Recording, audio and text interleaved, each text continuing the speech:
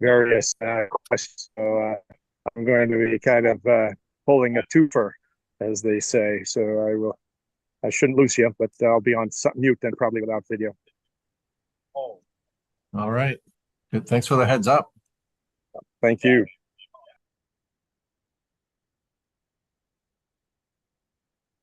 And Chris, we are one town away from a quorum. This is good news. So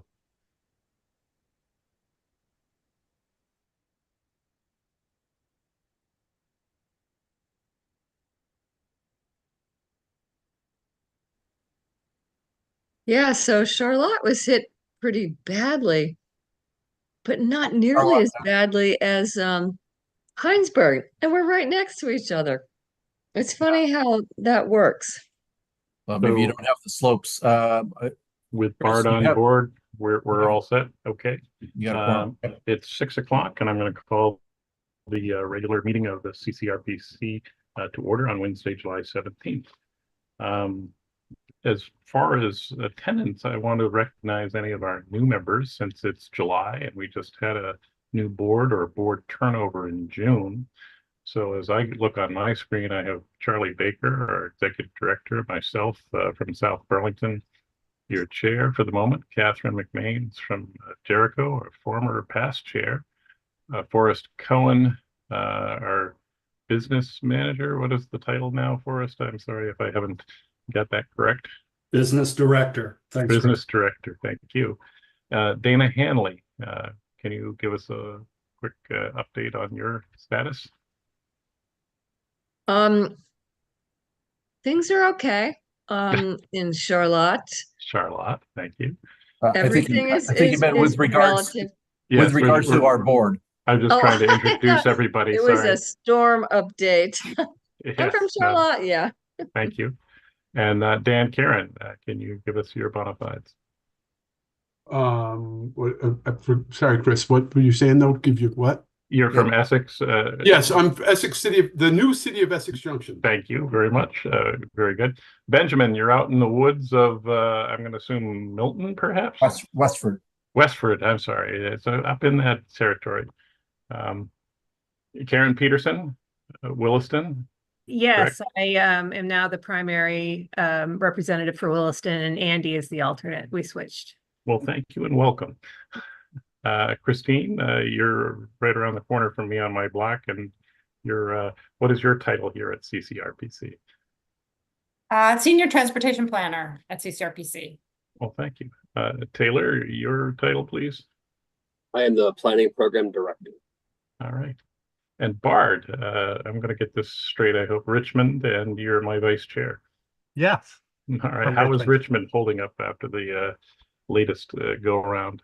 It's uneven. We've got our highway superintendent or foreman thinks we have close to $3 million of town highway damage. Oh. And a lot more private road and bridge damage. So for a small town, we kind of got whacked again. Yeah. And Michael Bissonette, our representative from a town smaller than 5,000 population, is not with us tonight. Heinsberg, as you know, was hit severely as well. Mike O'Brien, you're with Winooski. What's your present status? Alternate, regular member, board development committee? Christine didn't want to be the regular member, so I'm still the regular member and she's the alternate. So you're stuck with me again, Scott, Chris. Sorry about that. welcome back. We appreciate that. Alini, your title, please. Transportation Program Director. Excellent. Thank you. Sure. And I have Jackie Murphy in Colchester. You're our regular member there. I am. Thank you. Marshall, I'm going to blank on your title as well. I'm sorry. No problem, Chris. Good afternoon, Marshall Distel, and I'm a senior transportation planner. And Kristen, I have you on my screen. Maybe you can fill us in on your. Yeah. I'm also from Essex, the city of Essex Junction. Hi, Dan. I'm sitting in for, or I'm coming to observe. Elaine Haney suggested that I come to observe. I'm on the development review board for the city of Essex Junction. So I'm glad to be here and listen. So to Chris, keep these two straight, Dan is Essex Town. Oh, no, clarify, I'm the alternate for the city of Essex Junction, and Okay, Kristen will be taking over as the primary. Elaine is going to be stepping down.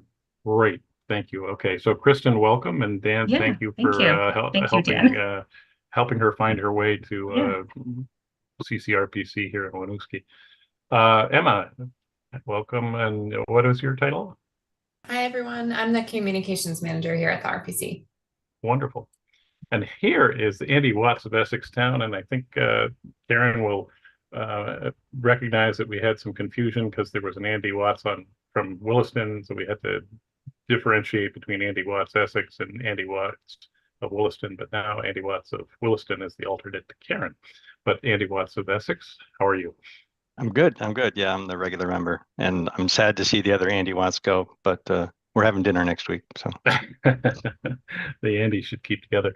JVC, otherwise known as Chief Troublemaker. I switched with John Giacconi. I'm now the full RPC member from Shelburne, and John's going to be the alternate.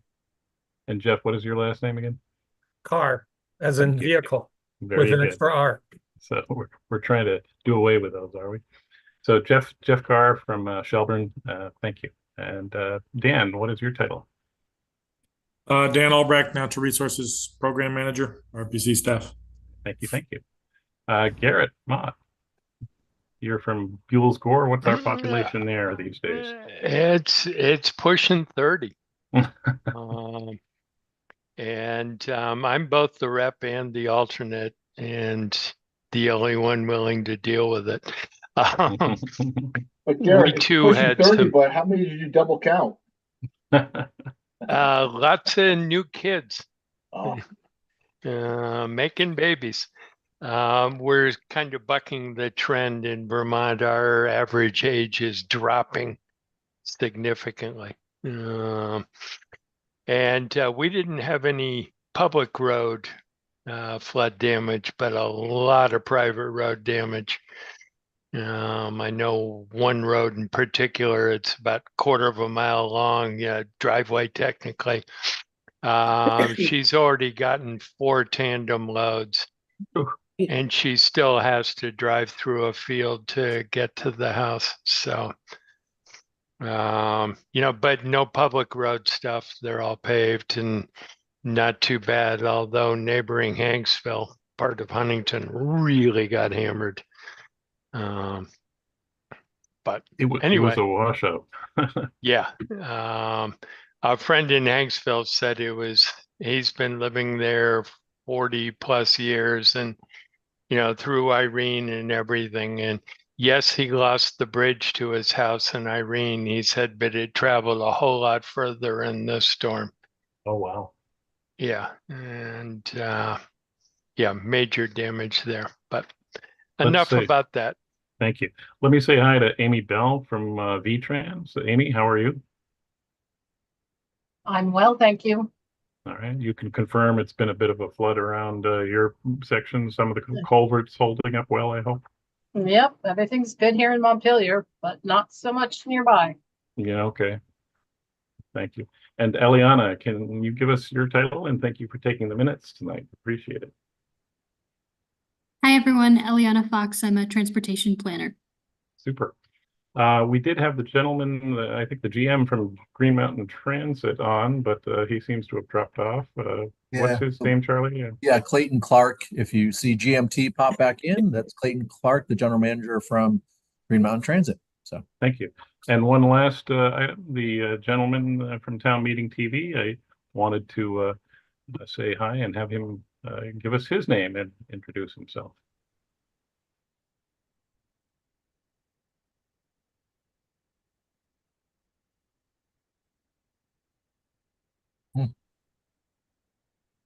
Well, Scott, we have enjoyed your work with us and hope you land softly in your next step.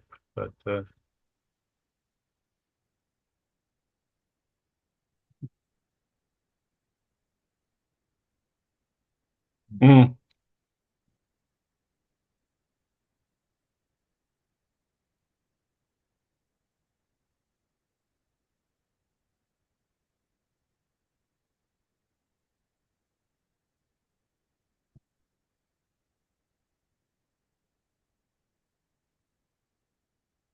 And thank you, Scott. I appreciate Yeah. it.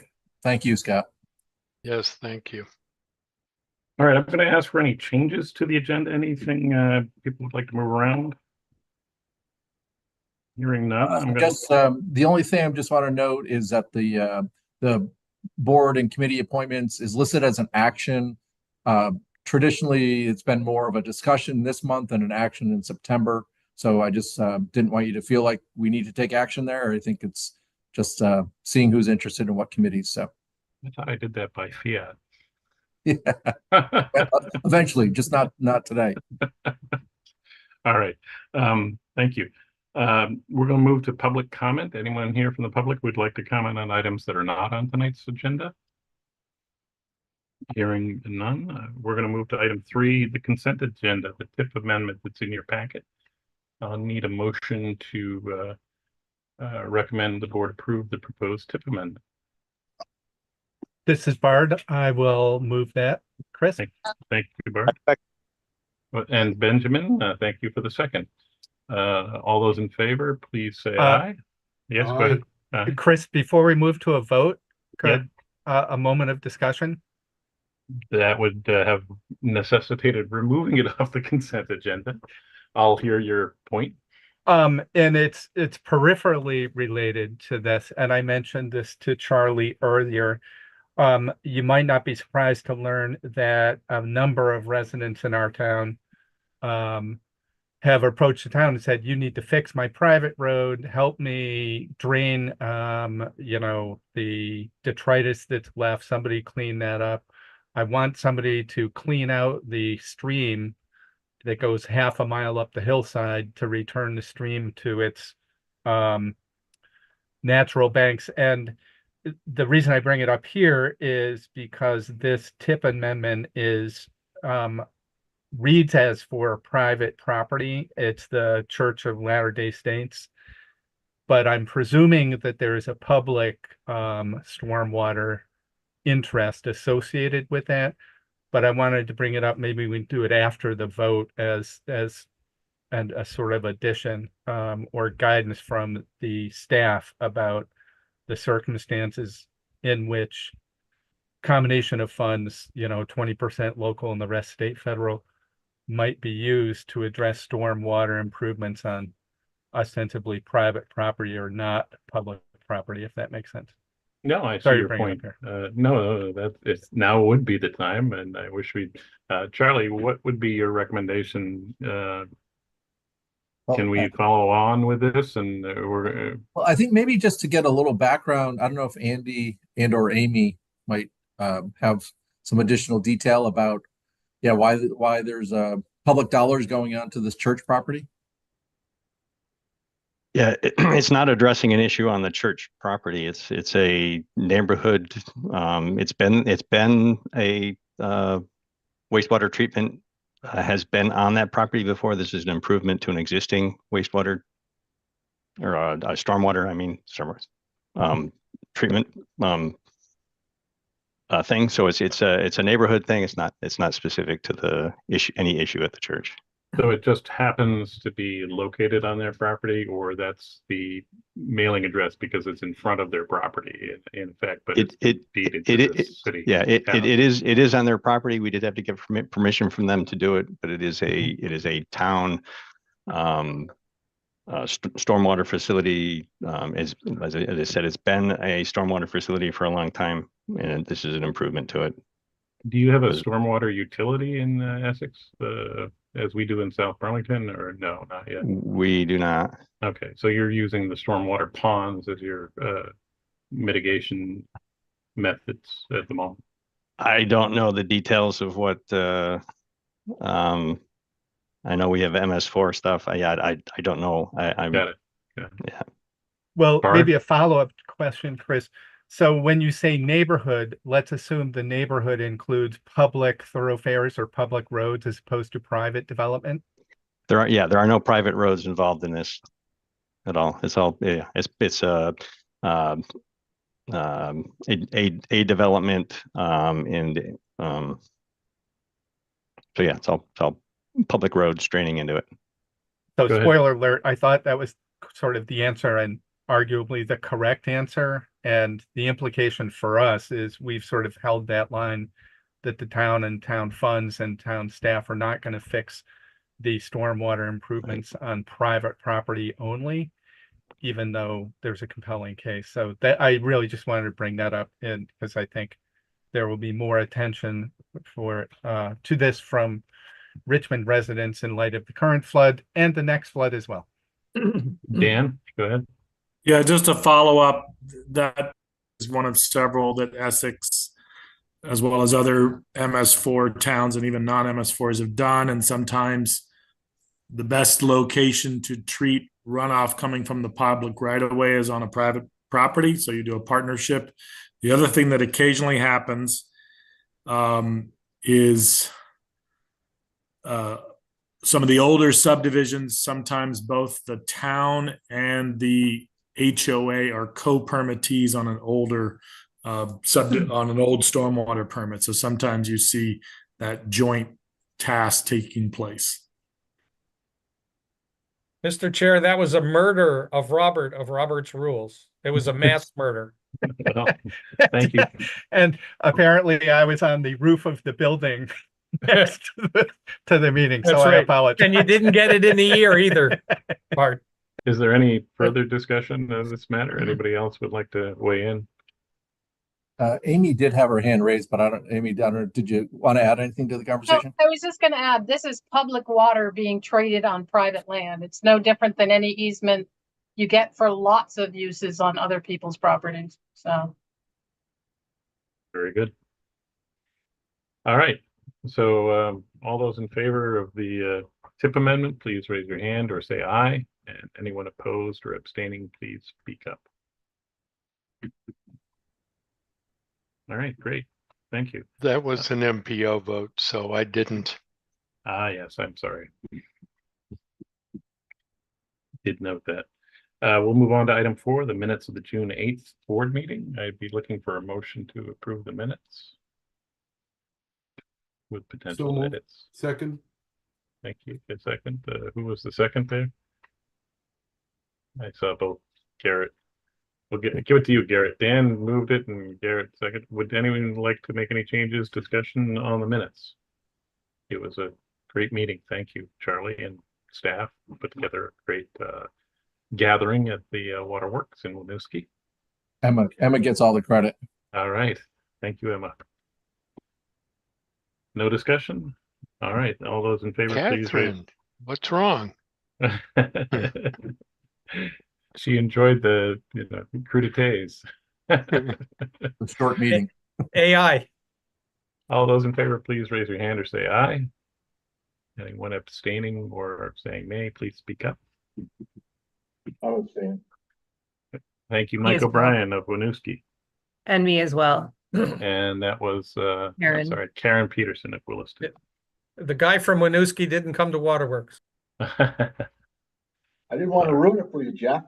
Well, It was he too did- long a drive. And he did send the mayor in his stead, so Main Street was all cracked and broken.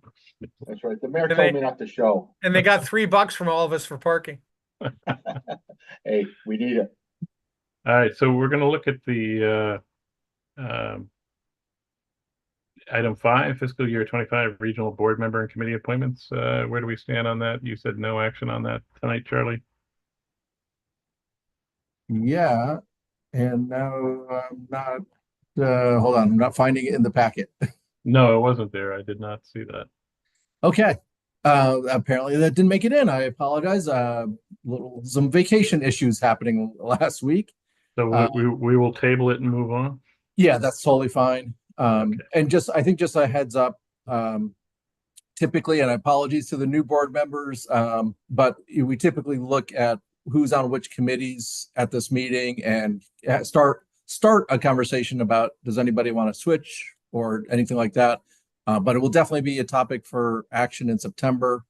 And we will definitely have that in the next meeting packet, I guess, is the best we can do, Chris. So thanks. Sounds good. And special notice to Karen Peterson and Kristen, we'll be looking for you to fill some of these vacancies on the boards and the various subcommittees that we have. A great opportunity to cut your teeth on it. Go ahead, Mike O'Brien. Chris or Charlie, are you gonna send the current list out ahead of time? Yeah, you know what, Or- maybe, why don't I send, if it's all right, I'll email the document to, or I'll try to email it to everyone tonight. So that at least you can see who's on what committees, in advance, and think about it over the next couple months. That would be very helpful because we're not meeting next month and we don't meet again until September. So hopefully, do some nice summer enjoyment activities. Okay, we'll look forward to that email, Charlie, and we'll go on to item 6, the third quarter financials that we need to approve. Sorry, technically, no, I don't think this is actually an action item. I think this is informational. Correct me if I'm wrong, Charlie. Yeah, okay. Thank you. So, yeah. I'll give a quick overview if folks would like. This is the same information that the Finance and Executive Committee folks got a week ago. These are numbers through March. Top line takeaways, just under $5,000 of revenue in excess of expenses, 3/4 of the way through the year. So that's good. Cash balances are also very healthy. And recognizing the sort of late timing of, we're talking about March and it's mid-July, the Finance and Executive Committee asked for an update through, well, as far as I could get them, which will turn out to be through May, at their next meeting on the 7th of August, where we'll do a little update. As far as I could project, we're looking pretty okay through the rest of the year. We have $170,000 of municipal dues. To my math, we may need perhaps $60,000 to cover ACCD shortfall. I'm expecting that we'll expend all of those funds maybe in May. So we would need a month's worth, which is, I'm overestimating and using round numbers, but about 60,000. 3 months of MPO dues are also about 60,000. So that gets us to 120. So that gives us roughly $50,000 to work with as far as revenues and expenses for 3 months. Generally, April through June is a good revenue generator. I don't want to make any promises, but that was kind of the general message I was given to the Finance and Executive Committee, and they rightfully said that sounds great, but let's trust but verify that a little bit. So we'll do a little verification here in early August and go from there. Any questions or comments or, oh, also, I'm sorry. I should also mention we will, because I provided the journal entries to the group at such a late date, we had to table those, and we will hopefully approve those at this next meeting as well.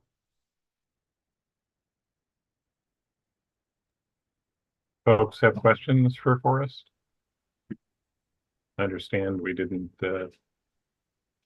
if you could explain the 100,000 versus 150 again, Forrest? Sure. So we had budgeted at mid-year to use $150,000 of ACCD dues to match MPO projects.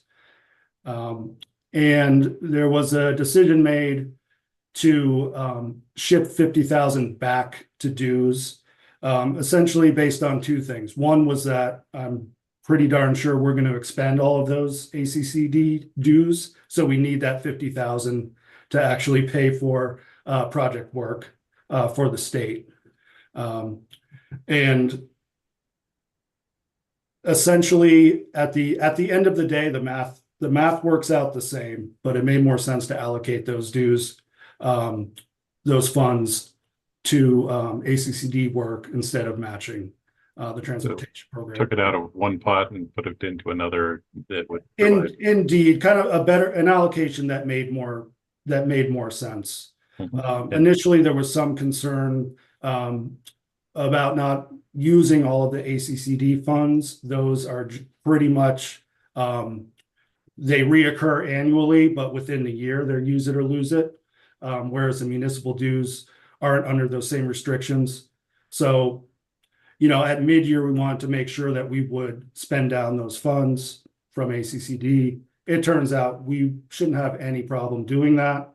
So it made more sense to shift those funds over. And the interim update that we're looking for as the Finance and Executive Committee is because the $5,000 looks a little skinny and can go either way. Is that the reasoning?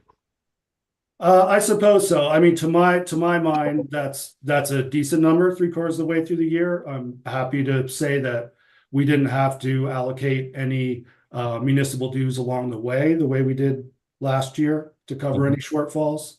I think it was more talking about the fact that there was this shift of $50,000, which is significant, as well as the fact that the financial reporting is a little bit behind, and I think there's a desire to have more information in a more timely manner. And you are entitled to a vacation, so.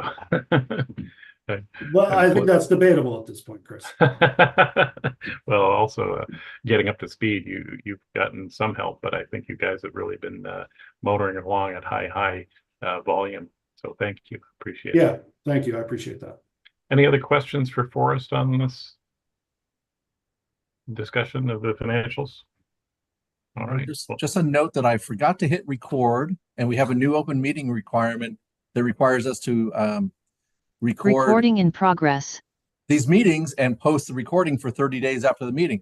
So we will at least have a little bit more than half of the meeting posted and recorded. And Emma, I need a better system for this. So they won't see our violation of Robert's rules then. You covered yourself. Yeah, that's right. No more consent agenda items. All right. Being recorded through Town Meeting TV, right? Right. Yes, that's true. Scott has. So that was the link I was going to use. Just FYI. Yeah. There you are. We can see the facial horror expression on Jeff's face when we go off the script. Item 7, Act 250 changes. Yeah, so I'm going to share my screen and walk through a bit of a hopefully not too long presentation here, kind of reviewing maybe in more detail than you need to know, but this is I hope everyone can see that now. Okay. This is thanks to Taylor. I stole his presentation that he gave to our planning advisory committee. So all of the municipal planning directors or planners have seen this. And I'll try to go through this fairly quickly, but hopefully, in 15 or 20 minutes here, you can at least get a sense of what was in that Act 250 bill. This is going to kind of cover some context, impacts on municipal plans and regulations, what happens with the regional plan, what the process for that is, the future land use map, the state designation program, other changes to Act 250, and then there's studies and reports. There's a lot of work that is going to happen subsequent to this bill also. And please raise your hand or interrupt me if you have a question along the way. So just for some context, like this is not updating Act 250 is not a new conversation. I'm saying at least the last 10 years, probably, there's been discussion, and it probably goes back even further. There have always been discussions of tweaks to Act 250. I think when it started approaching 50 years, and I'm looking at Dana because I know she was worked there for a while and stuff, but there's always been tweaks. When it got to 50 years old, a few years ago, there was a more concerted effort to try to think about updating it. And about 10 years ago, well, exactly 10 years ago, there must have been discussion about updating it because our board actually formed a committee and we actually worked on some recommendations. I put a link to this in here, and we'll share this along with the minutes, this presentation, if you want to kind of check it out. But on our website is a policy position, which kind of said something to the effect of, what Act 250 should do is relax be relaxed in the places we want to encourage development, and maybe increase oversight in places we don't want to have development. But that is what's happened. It only took 10 years to get to that good idea that you all voted on, or your predecessors voted on 10 years ago. And I think some of this was, we knew we had housing issues already. We started the Building Homes Together campaign with Housing Vermont at the time and Champlain Housing Trust 8 years ago. I put in this housing crisis bullet to just say, like, from my view, like 2 years ago, the legislature started to actually think that there was an issue with housing. And so, housing crisis is now happening. Although I think arguably it's been around for 20 years. This bill is really a follow-up to a bill that got voted on last year, which was S100 or Act 43, which was very focused on municipal zoning requirements.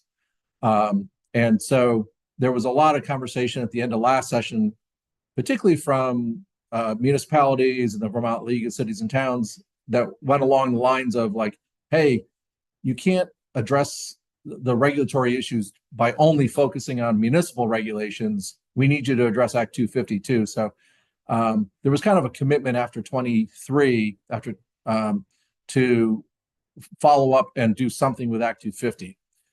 So what did they do? And the RPCs provided some of the recommendations here, but there were 3 studies that happened last year. One of the things that got changed was some changes to the planning goals for municipal plans, really around addressing housing targets. And then they also added, and also look at making sure that environmental benefits and burdens are equitably distributed. So there's some new language around municipal plans in this area. And also that, so I'm going to use some lingo here that will become clearer later on, but when areas that are tier 1A and 1B are mapped, they need to also be shown in your municipal plan after those are done. And again, municipal plans are going to need to reflect the housing targets that are developed. And just a little tangent on the housing targets. The housing targets for the state are being developed this summer. We should have them by September. They are also going to give us a housing target for each regional planning commission. And I say they, the Department of Housing and Community Development, Vermont Housing Finance Agency, VHFA, is a contractor who's been doing the state housing needs assessment, is doing this target work for the state and for all the regions and the municipalities. And again, stop me if you have questions. Some other, I'm not going to spend much time on this. Municipal regulatory changes. On-farm businesses no longer need to show that they have 50% of their, business coming from the farm. They kind of relaxed some of the requirements about on-farm businesses. They made some changes around duplexes and multifamily lots and unrelated occupants. And I think really trying to clarify, and this is more related to the changes that happened last year. They're trying to clarify that the rules around that and making sure municipalities didn't kind of get out of having to do duplexes and quadplexes and things. Taylor, is that fair? Yeah, that's fair. Trying to clarify some of the language last year to make sure that you can essentially build a duplex on the same size lot as a single family home. Yep. And then they made some parking requirements. They kind of capped the ability of municipalities to require parking spaces in last year's bill. And so they made some clarifying changes in this bill. Also, they added some language, which I'm not sure that this is going to impact anything, that DRBs need to hold hearings within 120 days. I think every DRB I'm aware of is doing that, so I don't think that'll be a big issue. And then there was a little change in appeals. It used to be 10 people, 10 interested persons to do an appeal. They moved that up to 20. And Are these bullets? Sorry, Taylor, I didn't look closely at these bullets. Are they really? It's a typo from the PAC meeting that didn't get corrected. My bad. Yeah, thank you. I was just suspecting that. Copy paste. All right, turning to the regional plan, same kind of goal, updated language that we need to be able to show the state that the housing that is in those housing targets can be accommodated in these areas planned for growth. And again, that environmental benefits and burdens are equitably distributed. A lot on the future land use element has been updated. Specifically, we now have 10 specific land use categories that all RPCs will use. So one of the kind of themes of this was to make sure the regional planning commissions were doing particularly their future land use maps in a more consistent way than has been historically happening. Also, that our maps are going to underpin and be the foundation for the designations, which are now a completely separate process where the map is negotiated with the state. That'll really happen through our regional plan. And then this Act 250 tiers are tied also to our regional future land use map. And I'll get into more detail on this. In terms of the process, there's a bunch of language about doing more meaningful participation. There's some environmental justice language in there too that came from the environmental justice law from a couple of years ago. I think that's what that statutory references to. The adoption process, more notice to municipalities about changes to our future land use map, and more process when we get to the hearing stage with the state. So we need to ask the state to do a preliminary review before 60 days before we do our first public hearing on our plan. Then this land use review board is the new board that replaces the natural resources board. And there's a whole process around that. There's a nominating committee and appointments that they're going to try to have made in January. One big change, I think, is that this board is, my understanding right now, is going to be 5 full-time professionals. So there's kind of an effort to professionalize this state board and not have it be, one chair who's paid full-time and 4 part-time members. It's going to be 5 full-time land use review board members. And they will review and approve our regional plan after the Regional Planning Commission approves it. That's a new step, right? There's never been a state approval process on top of the commission's, the RPC's approval process. So that's, again, I think they're trying to make sure we're all complying with statute and are more consistent. And then there is part of their approval, they're approving our regional plan, but then they're also approving our land use map. That is where downtown designations and neighborhood designations are going to happen through their approval of our map, and that tier 1B, which provides some Act 250 exemption. We'll cover that in a minute. These are the 10 land use categories. They're kind of, this list here is kind of from denser to less dense. So downtowns and village centers, the planned growth area, you can think around the suburban, residential that happens around those centers. The village areas are around the villages, so they may be smaller. Some transition areas, and then we get into resource-based recreation area, think ski area, or maybe like Basin Harbor. Enterprise area, think business park, industrial park. Hamlets are just those crossroad settlements that don't quite meet the standards or requirements for become a village center. And then 3 categories of rural. And it'll be a little messy when we get to the rural distinctions there, because some of these are overlapping, kind of descriptions that we'll have to tease apart somehow. And one note here, the RPCs are required to do this rural conservation area. However, that is not going, at least initially, we are not guiding what turns into tier 3. So there's a tier 3 at the Act 250 level. That land use review board has to come up with rules for what tier 3 is. And we're supposed to show what tier 3 is on our map afterward, like the next time we update our plan, but we are not driving what's in tier 3. And there probably will be some public confusion about this. So I'm giving you a heads up on that right now. Sorry, any questions on those categories or anything? Okay. Charlie, I just want to add that, yeah, this does sound a little confusing, but we will have a nice infographic that's going to show how the regional future land use map categories line up with the designation program and line up with the Act 250 tiers too. And so this should start to look a little bit more linear in terms of how these 3 different maps interact with each other.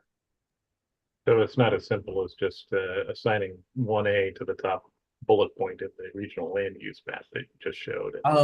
Tier 3 1B. to the bottom, 1B, and tier 3 to the rural conservation at the bottom. Not that easy. Exactly. Okay. So the designation program, so we've kind of touched on this a little bit. Right now municipalities have to ask DHCD to work with them on mapping their village center, and then the downtown board approves it. That process is going away, and they're going to rely on the map that we develop with our municipalities for these designations. And so they also consolidated the designations. So instead of, so there's 5 now, right? We got growth centers, and we got new town centers, neighborhood, village, downtown. There's just 2 in this new law. There's the centers, which are inclusive of Burlington all the way down to, sorry, I'll pick on Westford because Benjamin's here. But we have small villages all throughout the state. So that's the center, and they have 3 benefit steps. So village centers are kind of that base level of benefits, and then as you go up, you can get to the downtown benefits. So they kind of restructured it in a way for the centers. And then around those centers are the neighborhood designations. And in our map, those will be the planned growth areas and the village areas. And that's inclusive of the center is pretty equivalent to 1B. Chris, I think of answering your question a little bit. When we map these 3 categories, the centers, the growth areas, and the village areas, that should be the 1B area. And I'll come back to what the heck that means. And the final note here is the downtown board has been renamed into the community investment board, because really what that board is doing is deciding about tax credit benefits or maybe downtown transportation investments that happen, or I'm not sure if the word is downtown, but anyway, the transportation investments that are targeted into these centers. So that'll be that role of the community investment board, more focused on state tax credits or investments in these places rather than the mapping. Questions? Okay. And then the existing designations are going to remain in effect for the next couple of years.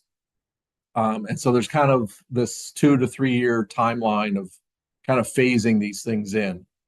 I should mention our regional plan, there's a statutory requirement to have it adopted by the end of 26. We're thinking we should be well in advance of that and are hopefully doing it sometime in 25. But and Taylor, I think we'll touch on that more. And Charlie, I think, we've put off our regional plan, the ECOS, until April, I thought, is where we were last on that. And we're going to get that update next from you in the next agenda item. Yeah. But a question in reading your packet here, the page 22, 23, which has some of the more detailed language on this.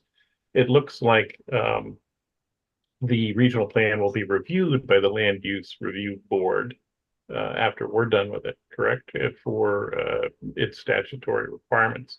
Is there anything in the bill that will have the municipal plans reviewed by the land use review board as well, or is that No. sort of okay? And that the municipal plan process, it will remain largely the same, which is they are reviewed by the RPC, right? So we review those for statutory compliance and do, we approve their planning process and the plan for the benefits that they get from having an approved plan. Taylor, do you want to add to that? Yeah, so it is not the municipal plan that will be reviewed by the land use review board, but a municipality can choose to apply to the land use review board for this tier 1A status that Charlie's going to talk about in a second. Yeah. But that isn't just about the plan, it's about a bunch of other requirements that are in the law, which Charlie will review. Yeah, sorry, Andy. So on the designations, that they're changing, or they're in a transition here, and they're moving to something that's going to be implemented at the end of 2026.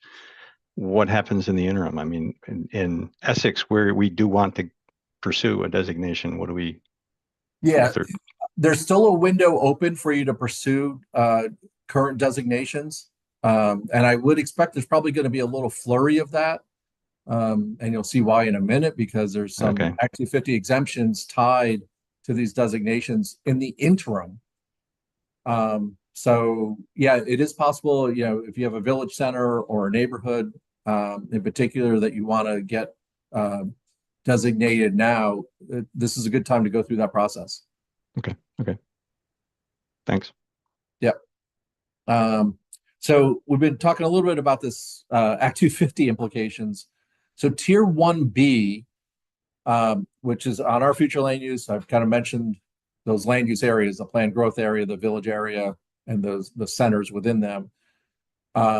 Once we map them and the land use review board approves them, there's a 50 unit per project exemption.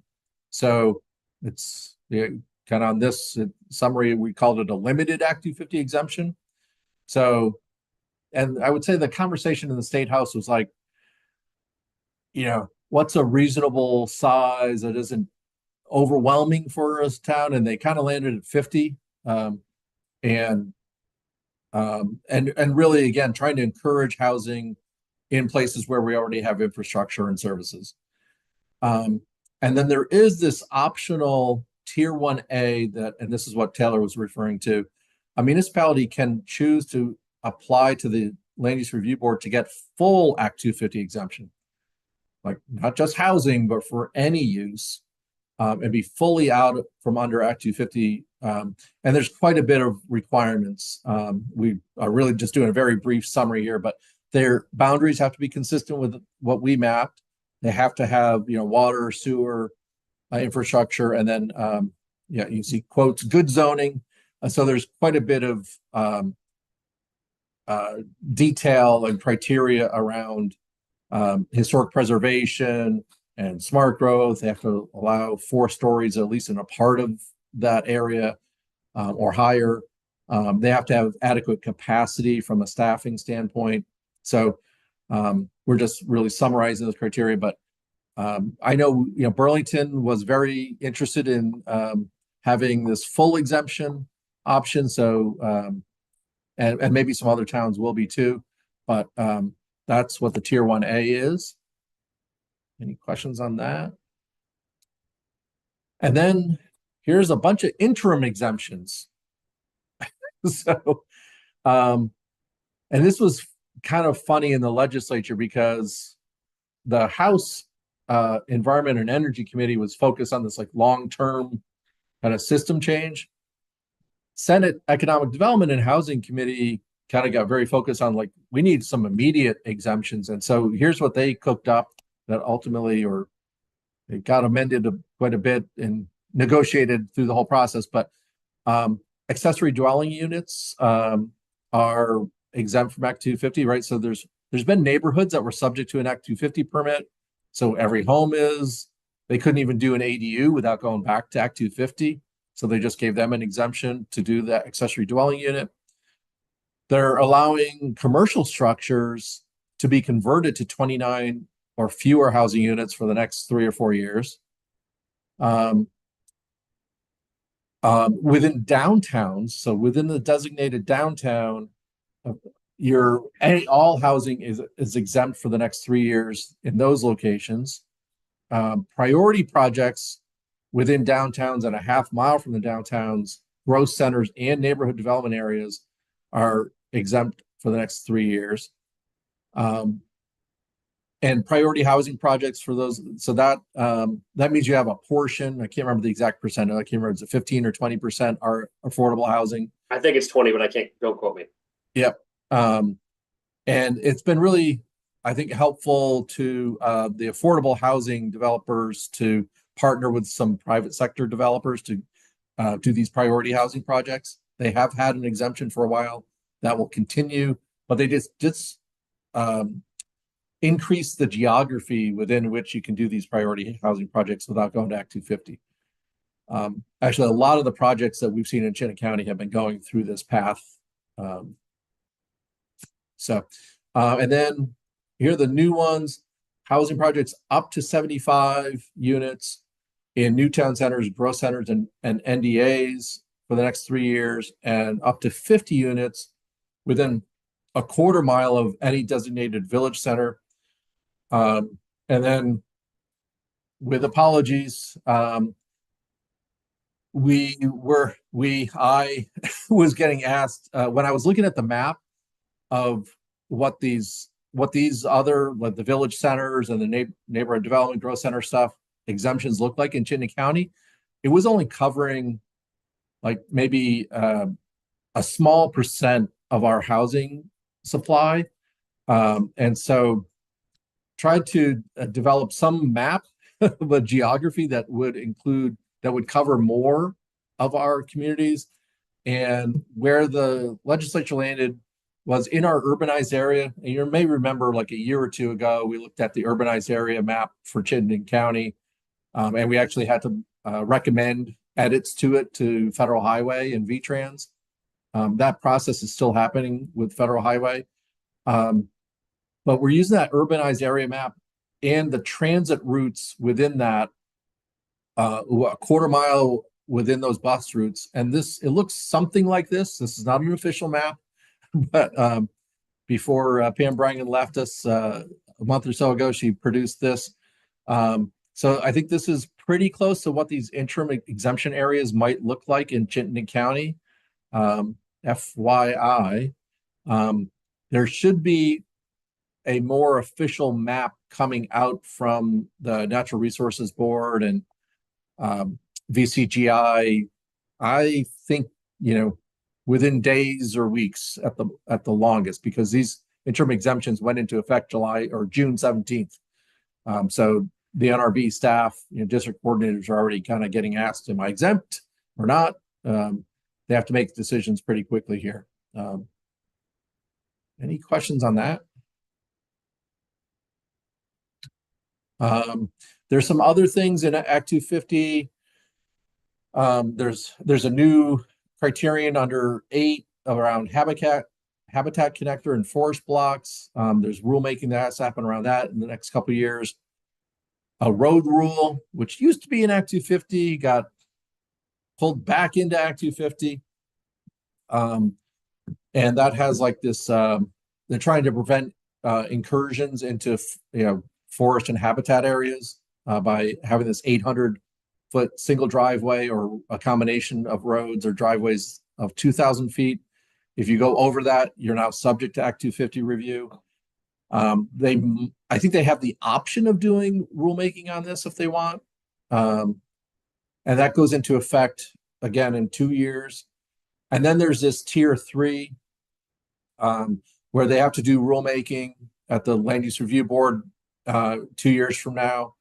And there is also some language in there to make sure that no municipality or region was disproportionately impacted by tier 3, which is language we kind of worked on with VLCT and VNRC to just make sure that no town is like 100% in tier 3 and fully subject to Act 250. So there's still some room for some rural housing growth. And then there's a lot of studies and reports that are required in this law. One about affordable housing incentives, land banking for housing, The RPCs, VAPTA is the Vermont Association of Planning and Development Agencies, but that's the state association for RPCs. We have to develop a methodology for consistent future land use mapping by December.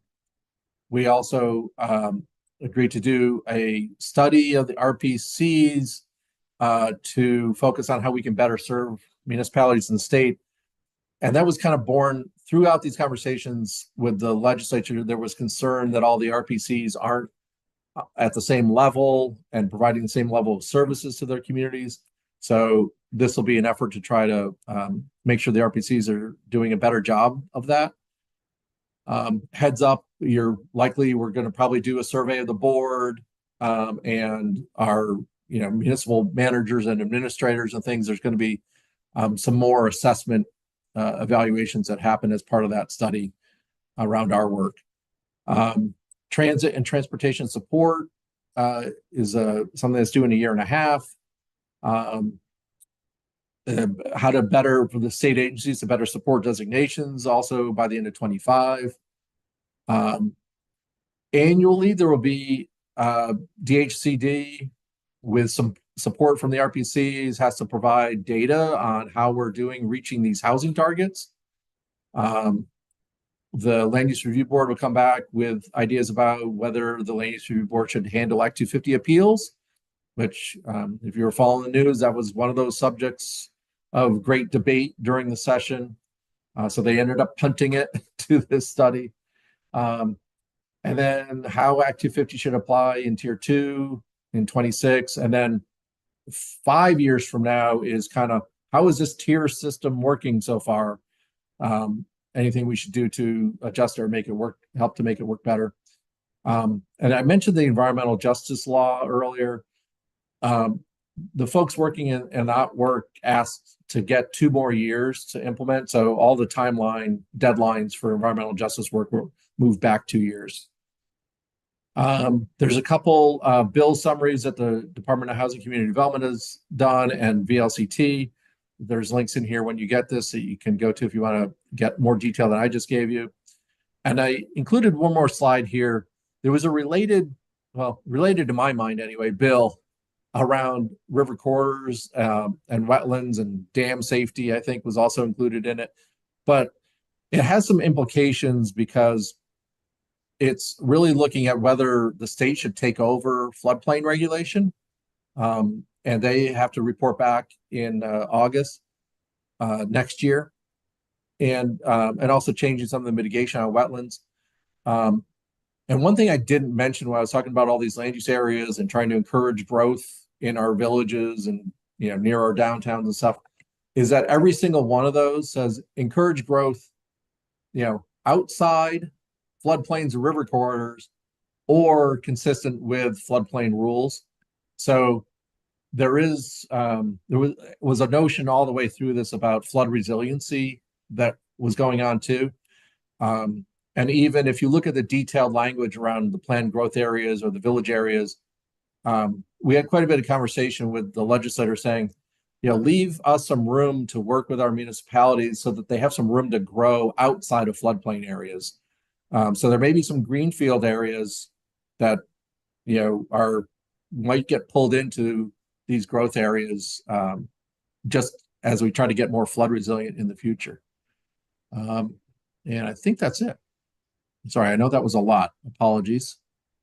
A quick question for you on the floodplain. I'm going to try and interpret that the way I'm hearing it. If a city has, a river, for instance, that's 50 feet or 100 feet under the state, but the city or town decides to go to 300 feet. And in South Burlington's case, we have regulations, so the state would potentially impact that, but it's moreover for smaller towns that might not have any regulations. Am I mistaken? Almost every single municipality that has a river in Vermont has adopted floodplain regulations. The issue, this is not very much about Chittenden County, to be honest with you. My assessment of the situation is that in Chittenden County, our towns, you all or your predecessors that were on your planning commissions and things in your municipalities have had stream buffers and things for decades.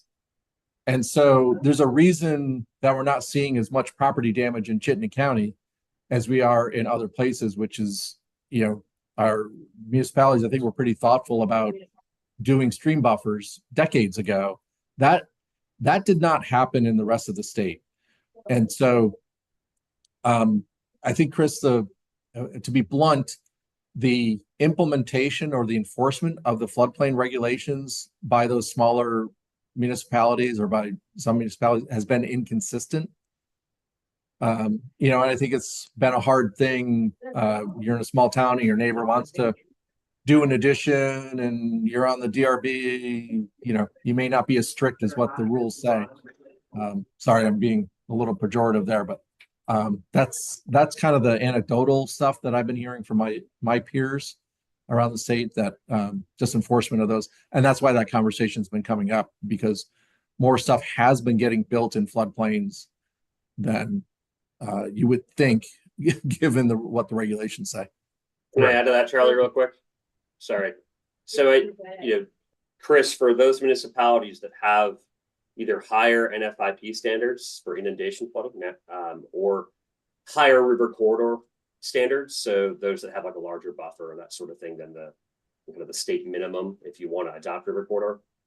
For those municipalities, like a lot of our Chittenden County municipalities, I think the study is going to look at some sort of municipal delegation system, kind of like we have for the shoreline permit now, or for wastewater now, whereby, you know, a municipality could go to the state to take back NFIP regulation if they have a higher standard, or river corridor standard if there's if they have a higher regulation. So I think the study should address that. That's certainly something I think we're monitoring as staff. But as Charlie said, I think this movement really is for the rural Vermont that's maybe not administered the rules quite as strictly as they should. Great. Dana. Yeah, from my perspective, having worked for Act 250 for about 11 years and served on the district commission for Chittenden County, I think this is the most significant piece of land use legislation since the enactment of Act 250 in 1970 or thereabouts, and certainly since Act 200. And it's so big, really, that we need to make sure that we're resourced up. You know, we have to have the right staffing. We have to have the right staffing on the municipal level, because it's going to require so much on that level and on the regional level, because it's just really big. And that's all I wanted to impart. Yeah, no, thank you, Dana. And I will say on that note, I mean, and I've mentioned this in other forums, particularly when we've been talking about budget, but the legislature has doubled our regional planning funding over the last few years. And just for big picture context, statewide, that went from 3 million a year to 6 million a year. So not insignificant. And then this year, I think just because of all the work to be done on all the regional planning stuff, they added, I can't remember exactly how it's going to play out, but maybe 800,000 or 900,000 to our funding for this next fiscal year, statewide. I think it's going to be, Taylor has that number memorized. Yeah, 120. Oh no, actually, I think we brought it back down to probably closer to about 100 just for this 1 year. Yeah. Second home PPTR. Yeah. Yeah. So Dana, I think, and you know, and it's a really good question, because this was coming up a lot in the conversations, because there is a shift here, right? Of like, we're going to trust, the state is saying we're no longer going to insist that Act 250 be applied everywhere. We're going to trust municipalities to deal with projects, you know, maybe even in fairly small villages, if they have, you know, water or sewer, and they have land development regulations, they have zoning. We're going to trust them to deal with at least projects that are less than 50 units, and hope that works. And some of this conversation is going to come back to the RPCs, I think, of like, making sure there's RPC staff to support those municipalities if the municipality doesn't have enough staff. And right, we have a lot of small towns that don't have town planners. Seriously. Yeah. Hope that works. Yeah, no, that'll be, I think, the interesting part of this and how it plays out. I agree. So Just as long as they don't take staff and other resources away from the RPCs that do have their act together in order to fund the other places, I'm okay with it. But I'm concerned about that, Charlie. yeah, thanks, Jeff, for bringing that up.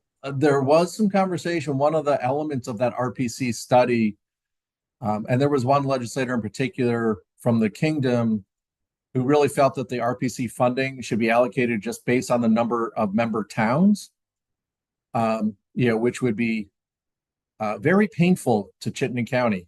So, right, we have 19 municipalities, including the Gore, and the Kingdom has 3 times that many. And so, but yet we have 3 or 4 times the population. And so I had to have some hard conversations with that legislator. Like, the issues aren't driven just by the number of towns; they're also driven by the number of people. That are the way to get them Chittenden County people.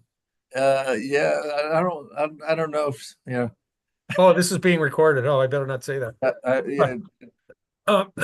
No accent. Yeah, I mean, the other thing, Charlie, one of the things that really is driving this is the housing targets. Yeah.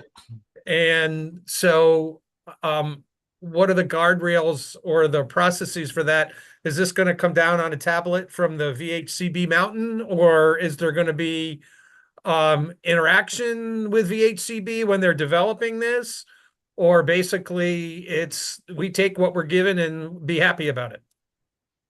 Well, Jeff, this is a funny story. So DHCD, the legislature didn't actually fund DHCD to develop the housing targets.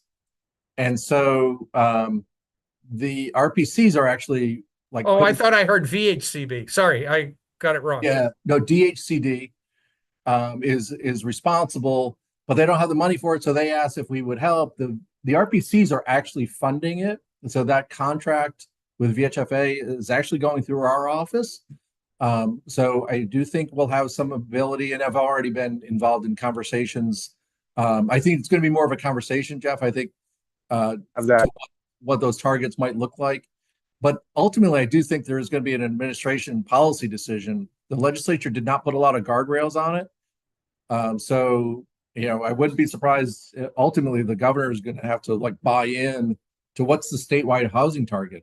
Are we trying to get to 25,000 units in the next 10 or 20 years, or is it 100,000 units? Well, and the time dimension will be everything. Yep. As the population ages and the number of people per housing unit continues to go down, the number of housing units per 1,000 of our population is going to have to continue to work harder. And it's amazing to me how, if you do the macro math, and I know that there are regional differences, that the real genesis of the lack of available housing units is tied to the decline in our household size since 1980. Yep. And you don't have to be a genius to know that. So as it goes down even more, because last time I checked, there weren't a lot of 60 and 70-year-olds making babies. This is going to continue, and it's going to get worse. And I'm just anxious at the establishment of a housing target that's geographically specific, because who died and made that process king for determining how much a specific geography, a county or a town, is required to provide based on a whole bunch of other factors. I mean, I'm fearful that it's going to be somewhat arbitrary, and we're going to be tying ourselves in knots to do stuff when it's going to be,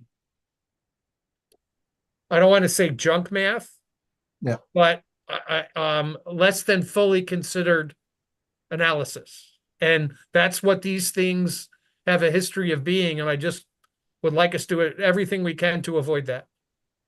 Yeah, and I also think there is a policy perspective that's going to be that's going to come with us too, right? And I think the administration is going to want a high number to show we need to do more and more to encourage more housing. I don't know. I haven't had a conversation with the governor. I haven't talked to him, but I wouldn't be surprised if that there's some leaning in that direction. But I do think we're supposed to get draft numbers by the end of the summer. So heads up, our next board meeting, I expect we'll have some draft numbers to talk about. I'm kind of less worried about what's going to be dictated from Montpelier versus what comes down through the system. You know, I mean, I just think. Oh, and I should talk about that. You mean the municipal target, Jeff? Yes. Okay. So thanks for mentioning that. And Taylor, you're not getting into this in your presentation, are you? I am not, and I can give a very brief summary about what's happening, and then maybe give the board a more detailed summary this fall. But here's what I can tell you, Jeff. I think you've got some good fear, and we want to make sure that we take that regional target and we municipalize it in a way that is logical. And so before we've even gotten this regional target, we brought this problem to PAC, and we asked PAC, do you want to form a subcommittee to talk about a methodology before we even have a regional target to try to depoliticize it, use a sample number and try to see if we can get to a place where this makes sense. And so there's been a PAC subcommittee that was formed back in January. Paul Connor from South Burlington, Aaron Denamer from Shelburne, Melinda Scott from Williston. Actually, sorry, Aaron is not on that subcommittee. Eric Warwell from Winooski before he left, Kathy Ann LaRose from Colchester, and Linda Blash from Jericho. And so we worked with them over the course of 4 or 5 meetings to get a draft methodology. We took it to PAC in June. It's too detailed to talk about today without being overly complicated. But we think we get, we used a sample number of 25,000 units by 2050. And we also looked at historical growth patterns, and I think we ended up in a place that's logical, that doesn't overburden our rural municipalities in particular. We can share more soon. Need I mention that remote and hybrid working arrangements now are completely blowing up commuting patterns and all that kind of thing. And Vermont is getting, I think, part of the interplay between the lack of job growth and the significant growth in employed residents, which is now well above where it was at the start of the pandemic, is because there are employed residents in Vermont whose jobs are technically in New York City and Boston and other places. And so, we're going to have to be very careful about the traditional ways we look at things like commuting patterns for distributing the quote unquote housing requirements of things like job growth and employment centers and all those kinds of things. This is going to be messy. Yep. And I don't know how you delineate the difference between what should the town of Shelburne do versus the town of Charlotte versus the city of South Burlington and the city of Essex Junction versus the town of Essex and the town of Williston. How do you delineate that? Who says somebody's required for doing something? It's going to require you to use all your powers, Taylor, with a subcommittee to come up with something that's going to fly here. Because I've seen housing targets on the municipal level, on the regional level, in other places, and they have been nothing but unmitigated disasters. Yep. And I think also we should talk about what the purpose of the housing target is. And I think more than anything, it's really related to the areas where municipalities are trying to encourage growth to happen. Right? Is there enough area? And so, which is a little bit different, Jeff, than I think historically we've been talking about, like growth management, like shrinking. This is, so I don't know, I'm Pollyannish a little bit at the moment, and that'll be a good problem. Right. But I almost guarantee you that when you get to the end and you've allocated all the communities, you're going to have a lot of units left over that are going to have to be pushed on communities. And that's where the fun begins. Well, no, South Burlington gets them all. I mean, it's not really that hard of an issue. Sorry. Can we hear from Bard here? Bard, go ahead. you know, and this is really sort of peripheral parochial issue, but I think, you know, for the rural members of our county and the Regional Planning Commission, there are things that are not so obvious about water sewer infrastructure, and I won't share the pain of trying to get something like 100 yards further out. I used to think that was the biggest break, and now I'm looking more at floodplains, but not even just floodplains, these like brooks, literally a brook that was never very big before. And as recently as 5 years ago, people thought the bottom of that brook was a great place to build a house, and not so much today. So those wrinkles, especially around the localized intense rainstorms, which are not as significant for the larger municipalities, become really significant for places like Richmond and Bolton in particular. I look forward to the day when Richmond has to go out and buy that hook and ladder truck to get up the 4 stories that they need to for that new apartment building that they got to build, 4-story apartment building they got to build to meet their housing target. That's an example. Local option tax, here we come. Go ahead, Dana. I totally agree with Jeff. I mean, this is great, but has the potential to be so messy. And we need to be ready for it, because this is going to dominate what we do for many years. It's so big. Thank you, Jeff. Absolutely. I think I pointed out to Charlie that the minute you start pulling out maps, people get real excited, and Taylor's got 3 of them. Apparently he's going to try and coordinate into a graphic. Good Lord. Are we ready to move on, Charlie? Yep. Sorry. Thank you. All right. Well, thank you. And I think we're going back to Taylor, if there was no one else who wanted to weigh in. Taylor, we're on to item 8, the Ecos Plan update, and hopefully still our April-May deadline is on. Well, you'll find out in a couple slides, Chris. So, you know, let's leave housing targets for now. You'll hear more from me this fall. All right, so I'm pinch hitting for Ann Nelson and Sarah Muskin in our office, who really directed this effort this past spring to do engagement specifically with underrepresented communities in Chittenden County that we don't typically hear from during the course of developing a regional plan. And so, to recap where we've been, we started updating the Ecos Plan way back in FY22 when Regina was still here.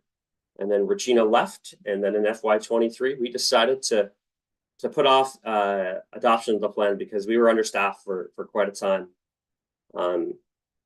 And so we moved forward with adoption of the Metropolitan Transportation Plan and the Comprehensive Economic Development Strategy in spring of 2023, because both those plans that are tied to Ecos were expiring. They expire after 5 years. And so we worked to create those plans. The board adopted both those plans in 2023. And then we also got the draft plan professionally copy edited in 2023. We delayed adoption of the plan a second time in 2023 because we felt like, actually this is really late 2022, excuse me, because we felt like we needed more time to do this engagement specifically with underrepresented communities. This is around the time that we hired Ann Nelson. And we thought it was a good idea to slow down and to take some more time. And so in FY24, we really spent the time doing that engagement, and we'll review that work today. So this is an updated timeline in terms of where we are with development and adoption of the plan. And so, Chris, you'll see that, you know, this has changed. And a lot of this delay, this third delay, is because of the Act 250 bill that just got passed. And the reality that now we need to redo our regional future land use map. We need to do that in cooperation with our municipalities. And that's going to take a lot of effort to work with all 19 municipalities in the next year to do that. And then, as we've started to talk about, we also need to develop these regional housing targets, which in our case will be tied to these regional future land use maps for at least some municipalities. And so we won't really have municipal targets until we finish that mapping. And so what we have here is, just a recap that we've done this engagement work, where we wrapped up in June. We're working to revise the plan and kind of get it into as much of a final draft as we can by September of this year. We might bring that interim plan out for public comment this fall. That's kind of a TBD. We got to figure that out as staff. But then next year, have some really focused engagement, or really starting this fall, have some really focused engagement on just the maps and the housing targets. And that'll take us through June 2025, which is when we were planning on adopting this plan. And so what we're saying now instead is that we hope to adopt the plan by the end of 2025. So essentially, this is a 6-month delay on adoption of the ECOS plan. This is the plan. If taking longer to develop these maps takes longer, we can push into 2026. We do have a hard deadline now, in that the ECOS plan will expire in June 2026. And so we need to adopt a new plan by June 2026. And there is also now the statutory deadline that we have a regional future land use map adopted by the end of 2026 too, although I don't anticipate we get anywhere close to that. Any questions on timeline before I move on? All right. So context for our engagement process this past spring. The reality is we're still working on with a plan that was adopted in 2013 that we've reorganized, but a lot of the same concepts are still there. We're not starting over from scratch. We also had a pretty limited timeline in which to do this engagement. And so we really wanted to prioritize who we were talking to, but also what we were talking about. Because the document is very long and complicated, we organized the 17 chapters of the plan under these 4 different categories you see at the bottom of the screen. Just made it easier to talk about with folks as a part of our focus groups or as a part of our interview process with them. In terms of our public participation plan and the spectrum of participation, this is probably an evolve to almost collaborate. We're really trying to take what we've heard and actually put it into the plan itself.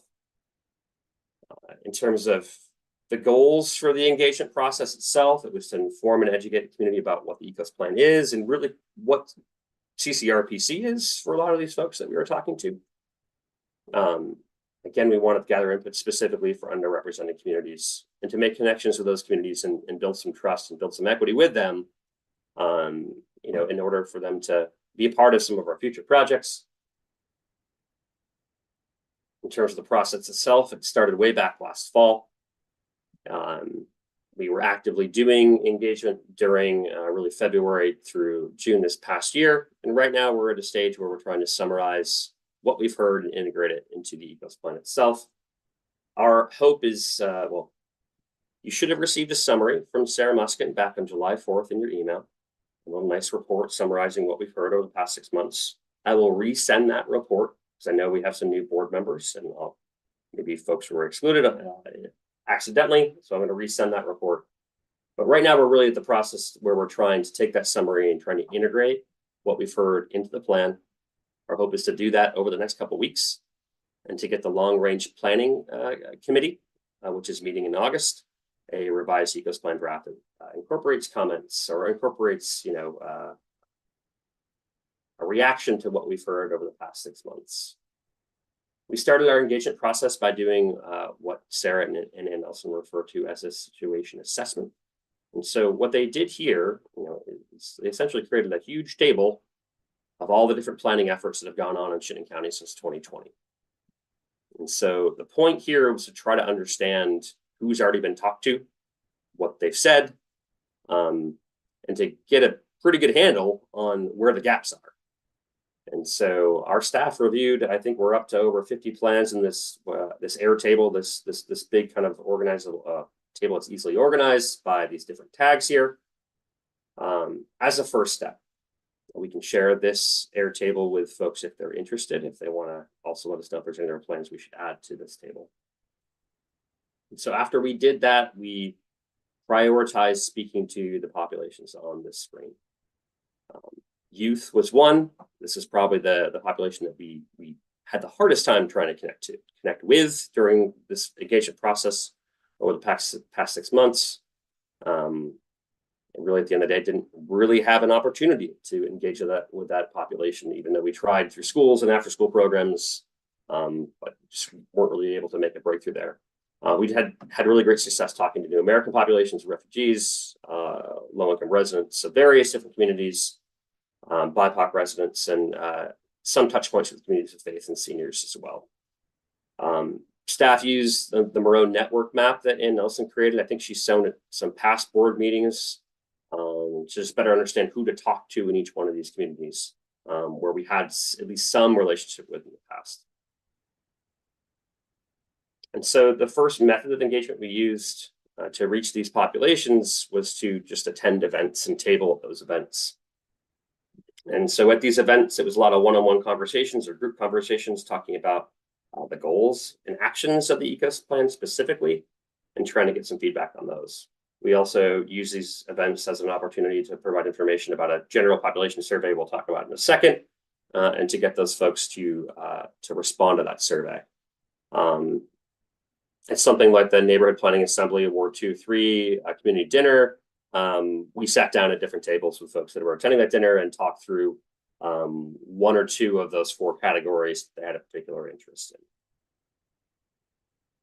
So this is just an example of some photos that Ann Nelson and Sarah took when visiting the Islamic Center of Vermont as a part of our efforts. We also held focus groups with specific communities. And we oftentimes did this in cooperation with a member of that community that was able to one, organize the focus group itself, then also recruit members to it. And so we provided those folks with stipends, very much along the lines of the Trusted Community Voices program that Burlington's using. And we learned a lot from using that model that perhaps we can use in the past for larger regional projects. And so we did some focus groups with some communities we don't typically touch, especially those that speak other languages. We also met with members of the Milton Mobile Home Co-op and the Senior Center in Richmond, Huntington, and Bolton. And the really big event, probably more than a focus group, was our regional housing community that we held down at Hula in April. And tonight, I'm not going to really review a lot of what we heard in terms of this engagement, besides what we heard about housing, because that was really the dominant topic we heard about through these focus groups. Here's some photos from our regional housing convening down at Hula. Pretty well attended, over 60 folks at that particular event. Some additional photos from some of our focus groups. The third method we use is broad outreach. We had a survey. So this was not really targeted to those underrepresented communities, even though we were trying to touch them at those events that we were tabling at. But any person could respond to this survey. We got the word out about these surveys through posters all over Chittenden County. We distributed some posters at some local watering holes, also distributed via Front Porch Forum and other focus groups, trying to get those folks to fill out the surveys. We did offer interviews, one-on-one interviews, not really a method that was taken up by a lot of folks. Overall, this is what we the numbers are from our different methods.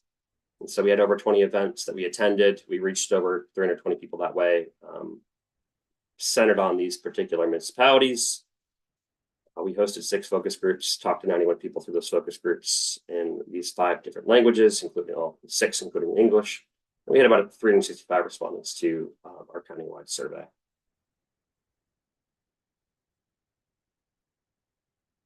The next 2 slides are word cloud showing what we heard during these focus groups when we asked people what they like about Chittenden County and what they want to see change in the next 10 years.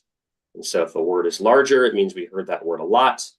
And if the word is smaller, we heard that word not as much. And so I think this word cloud looks quite a bit like you'd see for a word cloud for a typical engagement effort as a part of a town plan. Community, nature, safety. But I think because of the population we were specifically targeting, I think the answers to this question and shown in this word cloud are probably a little bit different. A big focus on housing in particular, a big focus on affordability, a big focus on transit. And so, any questions so far? Taylor, what was the demographic makeup of the 365 survey responses? Good question. Did you know that? Yes, we do know that. And in the report that I'm going to send you, it has it specifically. What I will say is that I think that the big point on the surveys is our respondents tended to be older. I think over 40% were 65 plus. Don't quote me, but it was around that much. We also tended to be more female. I think over 60% of respondents were female. Follow up to that, Jeff? So between our extraordinary outreach to the people who traditionally haven't been involved and that survey, are we running the risk that we don't have timely feedback from the majority demographic in the county on this, that we traditionally outreach to, that we've been going the extra mile to get to people who don't normally participate? Are we running the risk, considering COVID and maybe some of the outreach we did, which was normal outreach 2 or 3 years ago, is now running the risk of being dated? I think that's a good question. And here's what I think about that. I think looking at all of those other studies that have happened in Chittenden County over the past 4 years, this might be flawed, but we do make the assumption that the majority probably was the main demographic engaged with as a part of the formation of those plans, unless those plans said otherwise. I think too, we see hitting that general population demographic as a key part of our outreach. Is going to happen when we release a draft of this plan before we even start the adoption process. And so, we're going to have a whole separate effort that happens later, Jeff, that is going to hit that general population. So if there's still an opportunity. Thanks. That's the answer I wanted to hear. Okay. Okay. Any other questions?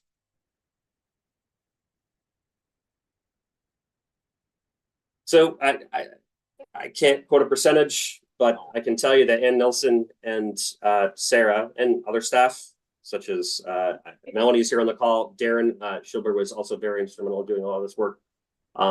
They heard the most about housing.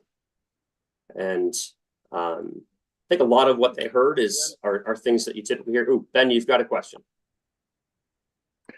Yeah, I hope you can hear me because we're out in the middle of a lucky mess. But there was a question from our select board about the methodology of choosing, of how the groups were chosen, and also a concern that, for example, Hispanics that constitute a fairly large minority population in Chittenden County seem to be underrepresented significantly. And also, while 60-odd% may well have been seniors,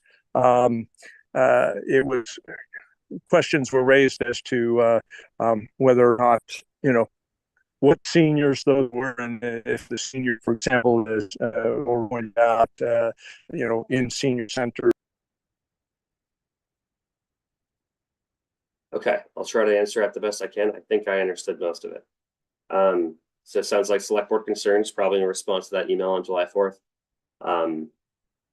Sorry, I dropped it, but I think I made my point, and I appreciate your input. Thank you. Okay. I think the response to the comment about the Hispanic population, Ann Nelson tried to answer at the last long range planning committee meeting by saying that not a lot of established connections between our organization and those organizations exist that support the Latino population. I think specifically a lot of Latinos in our area working on farms, maybe not legally, and those populations not wanting to engage with us because of the risk that they run talking to us, at least in their own minds. In terms of the methodology about those groups that we selected to do focus groups with, in particular, we had a pretty broad ask, really via our equity advisory committee and their connections, and we just followed up on all of those that were able to connect us with a group of people to talk to. And so if there are other underrepresented communities that, board members think that we should talk to, please let us know, and we can certainly try, probably more like this fall, but we can try to do that. Ben, does that help answer your question? Yeah, it's just that have one or two, for example, mentioned that had reached out to one particular individual who was prominent in within the Hispanic, a certain Hispanic community, and I understand that, but that really didn't, given the percentage and the numbers, it didn't seem to be entirely responsive. So I guess I would be glad to sit down, and I was just. The question that was raised by a couple of people on our select board was, what was the fundamental methodology in selecting the groups? Yeah, the methodology was really, do we have connections in the community, and do they want to talk to us? Can we organize a focus group? It was not more complicated than that. And so, Ben, if you do have connections with folks we should talk to, follow up with myself and Ann Nelson, and we'll be happy to talk. Will do. Okay. Yeah. Thank you so much. And sorry for dropping in and out. We're just out here on a survey review. Thank you. No problem. Chris, how am I on time? Am I all right? I think you've more than fulfilled it. Wanted to see if anybody else had any questions or comments on the Ecos Plan update. Anyone? Sure, you read the slide while I was responding to Ben, but I think the big takeaway for me really is about the diverse housing types, particularly for larger families, particularly for new Americans, and there really being a mismatch in the market between income and the size of housing that those folks need. In terms of next steps, like I mentioned, we're going to try to integrate this public comment that we heard. I'll resend that report so you have it. We're going to try to integrate that next couple of weeks into the plan, try to get it to LRPC to review in August. We'll also do a responsiveness document where we're going to try to respond to all these folks we engage with about how we change the plan to respond to what we heard.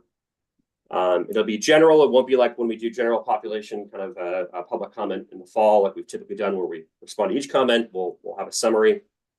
And then, I think the other thing I want to stress is that, not finalized yet how Charlie wants to do this, but Charlie each fall meets with each select board just to check in, review the annual report. And part of what we want to send to our select boards in advance of the annual report is this summary of engagement, just so your select boards have it. And if there are any other parties in your municipality you want to share this report with, let us know, and we can certainly share it with them, and hopefully find a time to sit down and talk about with them if they have questions. Much better idea than giving them housing targets. Maybe more acceptable. That's good stuff.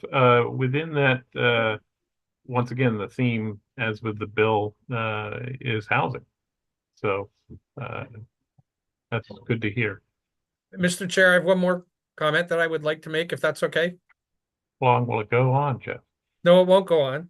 Okay. But the important thing on the housing targets is the temporal aspect of the targets. Mm-hmm. I think that there is going to be a significant lag time between turning the policy ship, which is analogous to the Queen Mary, to actually getting housing units built and applied towards the housing target. And I would hope that both the state and our RPC would show great sensitivity to that. We did not get into this situation quickly.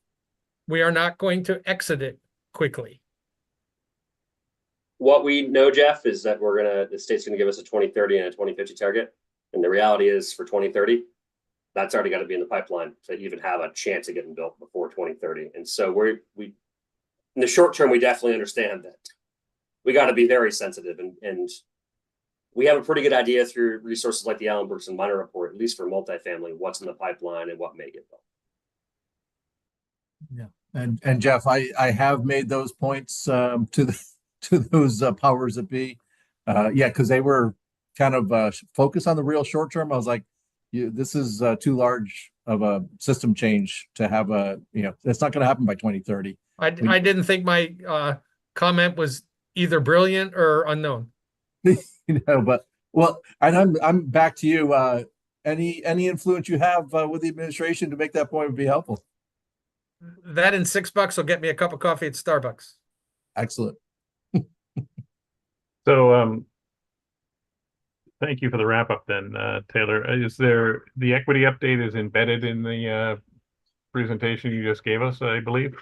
Yeah, pretty much. I'll just add, thankfully, Ann Nelson gets a vacation, every few years apparently.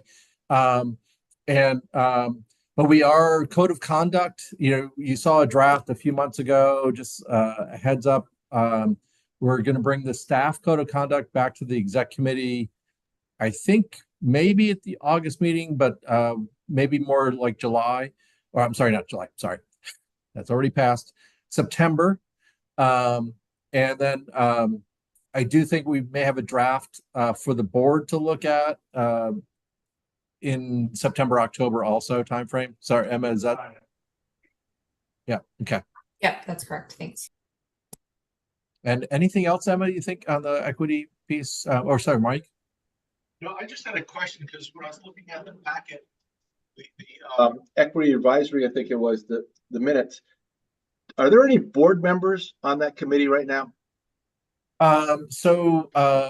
Bruce Wilson and Clayton Clark have still been, participating on and off in that committee, but so yes. So do we?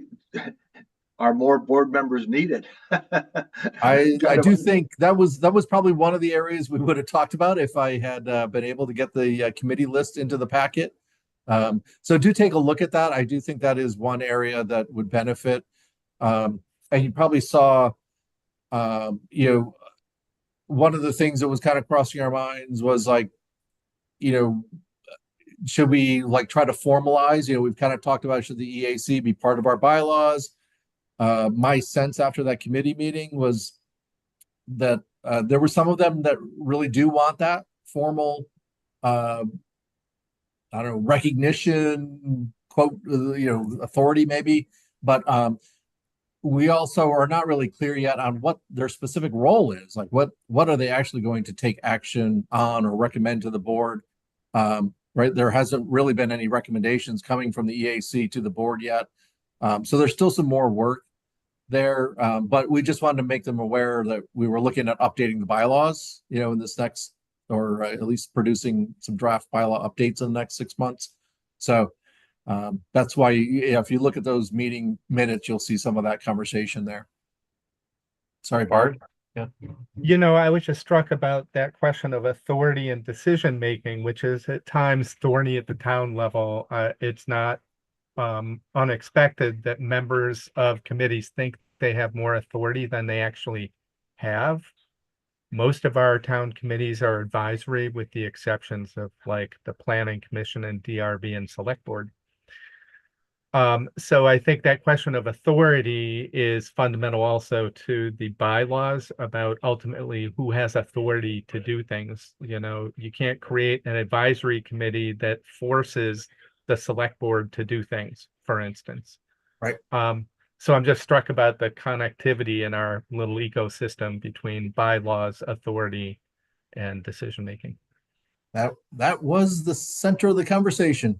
So, and I think from a staff perspective anyway, I was trying to say,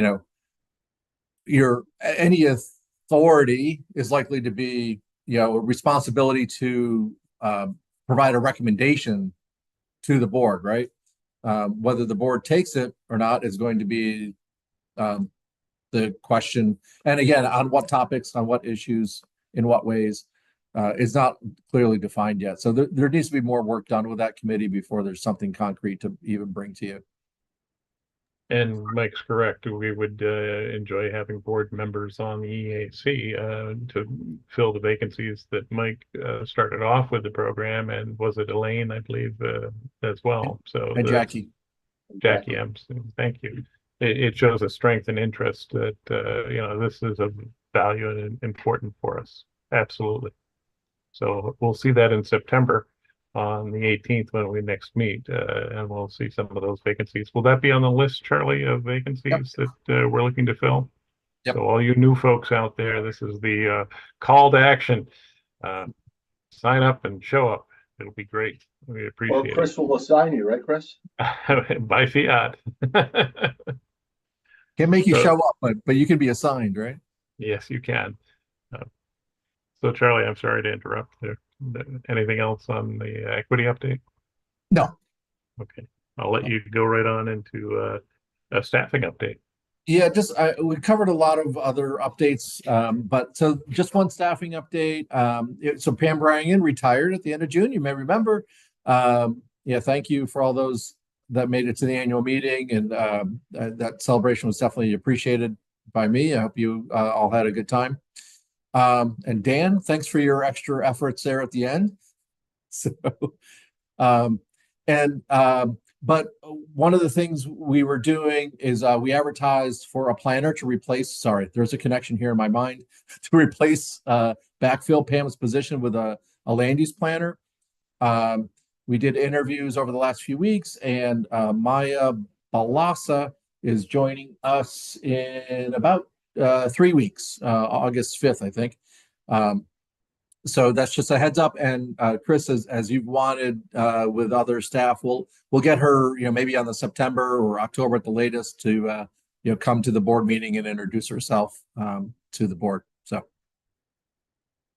and she's moving here. She has worked the last couple of years in Portland, Maine, by way of background, and went through this. And yeah, I'll leave it at that.